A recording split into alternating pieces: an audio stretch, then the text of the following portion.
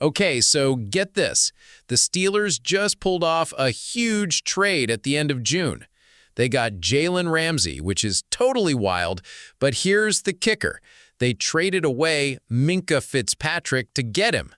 And not only that, they also got tight end Jonnu Smith in the deal, plus some late-round draft picks.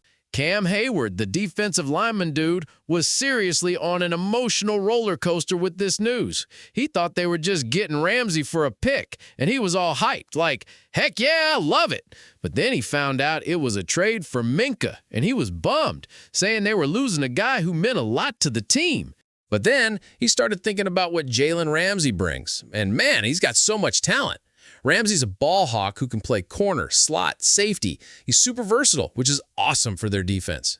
Heyward even remembered those cool matchups between Ramsey and DK Metcalf from years ago and is stoked to have both of them now, ready to cause some serious havoc. So Pittsburgh paid a big price, losing Minkah Fitzpatrick, who was a playmaker for them for 6 seasons, to get Ramsey. But they also got this super versatile defender they needed, and threw in Jonnu Smith, another former Pro Bowler, to make the deal even sweeter. This whole thing screams that the Steelers are going all in for 2025, probably because Aaron Rodgers is only going to be there for that one season. Losing Fitzpatrick was tough, but getting Ramsey should totally strengthen their secondary, and getting Mook Smith gives their offense a proven tight end. They're just loading up for what's going to be a massive year. Now, Ramsey's got a bit of a reputation, a high price tag, and sometimes he's a bit of a head case.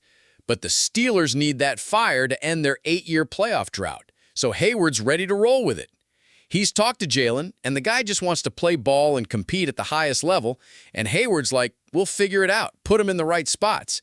He's saying you can't shy away from players who might be a headache because you can still win with them and they can be positive contributors.